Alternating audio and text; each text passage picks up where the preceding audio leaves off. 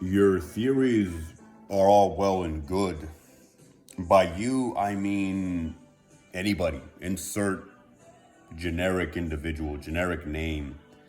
You watching this, me, your uncle, your wife, your, one of your distant cousins, anybody. Your ideas are valuable and they're worth respecting. They're worthy of respect, I should say, simply by virtue of the fact that they stand where they are. But we have to recognize the fact that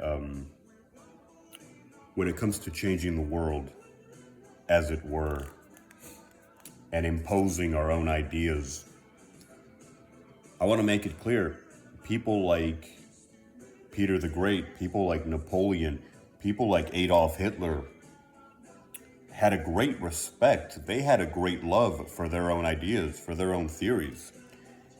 And look at what happened. Look at what that led to. I'm just saying, to be power hungry is not healthy.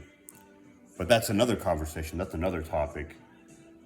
On the subject of one's own ideas, it's all well and good to want to change the world and to want to impose our beliefs on other people, because that's what you're doing when you change the world.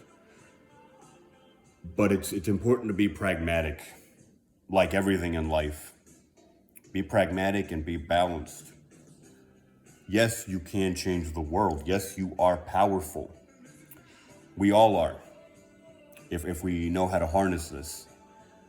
We all have this capability, but you must understand that it is not as easy as it might seem. It's not the easiest thing in the world. It's, well, it is difficult, but more than that, it is a long and arduous process, and it is not something that you can do on a whim. So you have to be very judgmental about which ideas of yours, and not every idea you have is going to be worthy of imposing upon the world. Not every idea you have is going to be worth changing the world over. And that's not possible. And if you try to do that, you will accomplish nothing.